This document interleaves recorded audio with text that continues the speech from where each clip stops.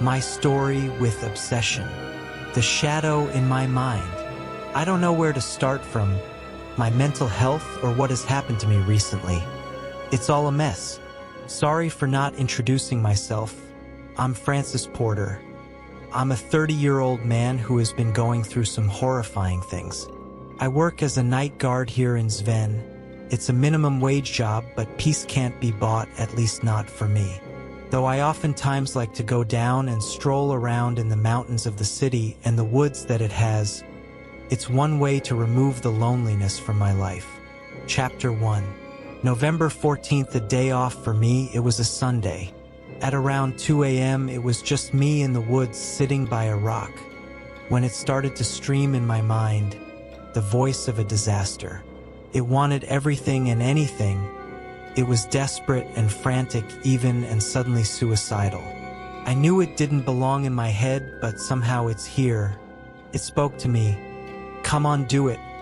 Jump in the bonfire. It kept repeating itself over and over while I tried to control myself and restrain from any decision that I may regret in the future. I decided to walk around with the torch of my phone on. It still kept nagging me. You missed a good opportunity. I tried ignoring it like a broken CD player. It continued with the same sentences again and again. I was starting to feel numb to it. Right then I heard a scream, my mouth shut and my body froze while I looked around to see any possible movements. There were none. After what felt like ages, I could finally rest in my mind. It was close to dawn, so I decided to track back home. I was still shaken from this experience, though I brush it off and continue whilst listening to music on my way home. Halfway there, I could make out a figure in the distance. From the darkness that the trees upholded, I couldn't find a face. I walked cautiously but in fear. The figure spoke, "Hey Francis, it's me, your coworker." I recognized his voice and approached him. It was truly him. He was missing one of his front teeth. "Hey Tony, you had me there," he laughed and said. "Didn't mean to scare you. Though beware of the dark. Don't become a friend of it. It will bite you." I felt unsettled after what happened, and this wasn't helping me. I told him good night and continued my journey home. When I finally reached there, I was relieved to find comfort and a safe spot to rest. Had a thought maybe I shouldn't go to the woods or mountains anymore. I fell asleep mid-discussion of that thought. Chapter 2. November 22nd, a Monday late night. I was just starting my shift. Got the keys to the surveillance office in the hallway, and like that I went into the room. It was full of cigarette smoke. I guess my coworkers were heavy smoking. And then it hit me when it was 2 a.m. again. The same voice comes back and decides to annoy me repeatedly.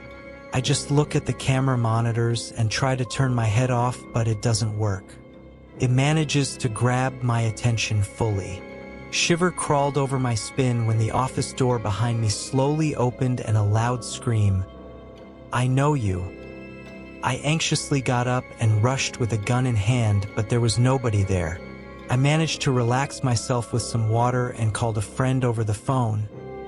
He talked me into calming myself. I really thank him for that.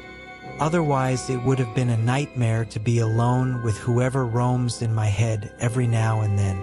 I started to develop a fear of being alone.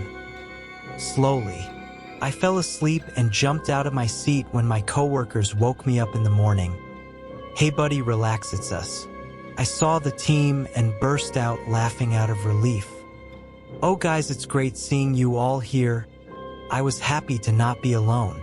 I went home and slept again. I was exhausted and mentally drained. Oh well, this is the nature of my job. While people sleep, I stay wide awake. I guess I gotta introduce coffee into my life, is what I thought. Right? Chapter 3. November 24th, Wednesday. As usual, I went to work though on my way there. I started to feel anxious and pre-alarmed for something that I had no idea of. Out of nothing and nowhere, I was scared of solitude. And then it hit me. Why all this effort for nothing? Just end it. It spoke to me like a fly near my ear. My body started to tense up and I was sweating as I thought and thought about it. I found myself running to work. When I got inside, my coworker, which was Tony during that shift, seemed worried, like there was something he saw in me. "Are you okay, Francis? Do you need water or something? Your face is a picture." He squinted his eyes as he was trying to read me but couldn't quite figure me out. And then I decided to speak up. "Nothing to worry about." I laughed nervously. "Just a few street dogs gathered courage to chase me to work today. How's you?" I could see relief in his eyes as he sat back in his chair, and then everything was all right. He left, though he said something that I still think about. "Listen carefully to what kind of barks those dogs make. They could be signaling something." Though enjoy that chair for 8 hours, we both laughed and he went. I couldn't stop thinking about what he meant. Did he know? Was he aware of such a presence in my mind? I started to form all sorts of questions that I didn't have answers. Heck, I thought I was mentally ill or unstable. I decided to occupy myself with work and sleep whenever I could to get myself away from all of this. I didn't rest much as unusual sounds kept waking me up. Doors opening and closing, old TV sounds in the hallways of the building. I started to ask myself, is there someone here?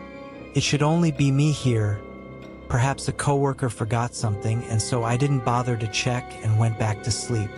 As I slept away till the end of my shift, in my dreams I saw myself running around whilst people yelled at me. One in particular, in a dusty black coat and a hat with red eyes, kept looking at me. It let out such a loud yell that I still twitch from it. I woke up abruptly from the dream, and after a few moments I noticed a paper on my desk. It read out, "You'd be needing a new pair of eyes if I wasn't so kind." At first I thought it was a joke, but as I checked the surveillance monitors and patrolled around, I saw nobody, and there were no footprints on the ground and no door was opened. What was I dealing with? I find myself engraved in the fears of something that I couldn't identify or figure out, apart from calling myself crazy. I decided yet again to side away these things and go home. I really needed to sleep as I felt exhausted even though I slept at work. Felt terrible that night. I wondered why. Chapter 4. November 31st, Wednesday, waking up as usual as it gets. I can say for 1 week I was free from anyone and anything. I went to work with music in my ears. Tony smiled and pat me on the back. "In a good mood today, huh?" I replied, "Absolutely." And there he went. I found myself doodling on a random notebook that I had on the table. We kept a lot of small notebooks in the office. We need them if there was something we need to write. I decided to go through them. Nothing, just work-related stuff, until I went through a certain page. What I read turned my face pale. "I watch and watch, left to right and up to bottom. I know your strolls and walks around the city and woods. I never told anyone that I spent time in the woods. Where did they get this information from?" Then a door opened in my head. It entered the reddish demon, the voice. "Why live in misery when you can give up and find peace? Perhaps you'll be more content somewhere else." It repeated itself at least 3 times until I started saying, "Stop, stop, stop," and get out of my head. I could see random creatures in the office moving around and smiling at me. I wasn't sure what to make of it. Was I hallucinating all of this? Can't be, I'm not insane or sleep deprived, I thought to myself. I kept just looking at them until one of them decided to charge at me with lightish speed and a ferocious growl. I managed duck it and run out of the office and outside the building. I was gasping for oxygen as I was outside in the strobe lights of the city shining at me. I was constantly looking back and forth, paranoid of what could surround and devour me like an ant. I proceeded to sit on a random bench at the park. Wasn't far from work. I knew I had to get back in, but decided to give myself a break from that asylum of hell. Heck, I was even thinking about resigning from work. Though something occupied my mind, the monster's eyes, They grew and shrinked. Its smile faded and reappeared spontaneously. I was left in debt for words as I couldn't make a case between reality and fantasy. What did I take with me from the woods or mountains? The fact that I met Tony there all alone and that he threw something at me when I told him about the dogs left me thinking it felt like he knew something or he was something. Though after a while of dwelling there on the bench, I got up and decided to head back. I entered the building cautiously only to find nothing whilst checking every room like a moron. There was truly nothing even when I reached the office. I didn't even think about sleeping there. I just waited for the shift to end. Felt like an eternity, but he finally came and I left. Even though it was dawn, I kept looking around and walked cautiously or till home. I felt something was watching me, but with my eyes I couldn't find anything. I got in my house, looked around and found nothing. I locked all the doors and slept with the lights on that night. I wasn't in the bravest mood. I guess even the strongest and fearless men shake from the unknown. Perhaps I knew this thing? Chapter 5. December 3rd, Saturday. Yet again another wave of nightmares comes my way. I see demonized figures follow me around the city in my dreams. I wake up in sweat and screams. After a few minutes I calm down. I get up and decide to head out to work. What's the point of this anyways? There's the oddly familiar voice that never seems to leave me, desperately suicidal.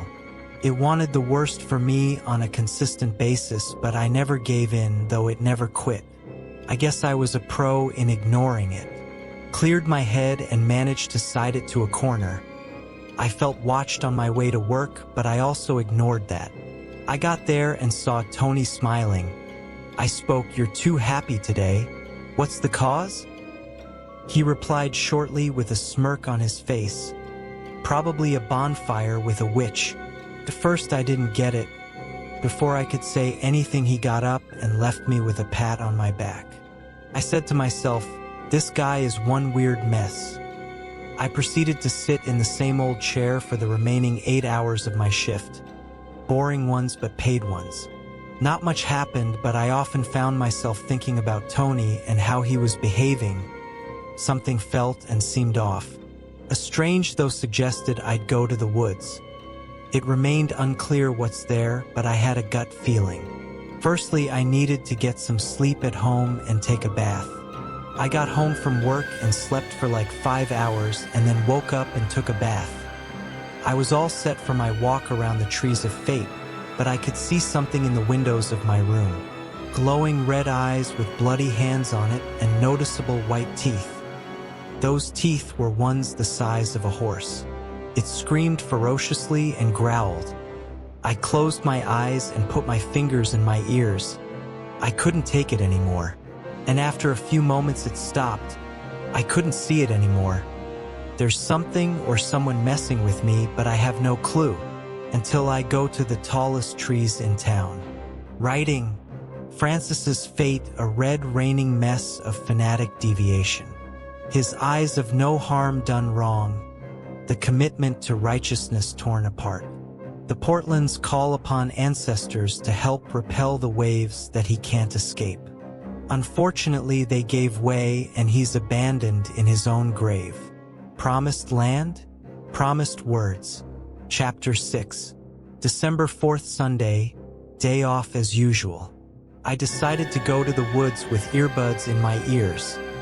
Listening to music made the darkness of the night less scary. As I walked around, I felt a suffocating notion like something was ambushing me or that a bad presence was there. And there it came. This is where we met and here we shall depart. The weird voice of death wishing upon my confused brain. Something inside of me pushed me to reply loudly in the woods. Leave me alone. Get out of my head. It laughed maniacally, and I could feel something move in the bushes. What could have possibly caused all of this? I thought to myself in the burning wood of the bonfire. I kept looking at the bushes, but nothing came out of it. I was really considering being unstable until I felt a soft grip on my shoulders. I turn rapidly and see Tony with the biggest grin I've ever seen, and he spoke with the same voice that I had in my head. We finally met each other. I pushed him into the bonfire and sprinted and rushed till I could see the large buildings of the town. I didn't want to look back, but eventually I did, and I didn't see anyone. Only black smoke in the air. Perhaps I burnt him, and whatever bad he did to me. I reach home. I march in and close all doors and windows. I was curious to see what happened to him, so I called him.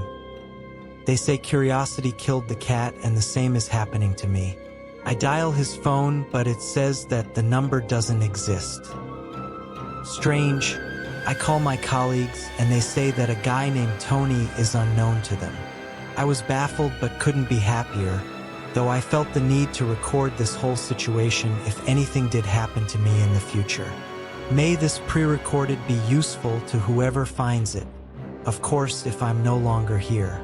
Screams fade in the distance as the port's waves rise and fall. Writing, 2 poles, but which is you? The one with the silky smooth flow that naturally drives you to the madness of the calmness? Which port do you own and which owns you? What does your heart crave when you're a mess? Francis's fate or Portland's past mistakes? Be wise in the envelope of destiny. The writings are purely for readers, so yeah, I hope whoever sees this enjoys it. Thanks for reading. Means a lot.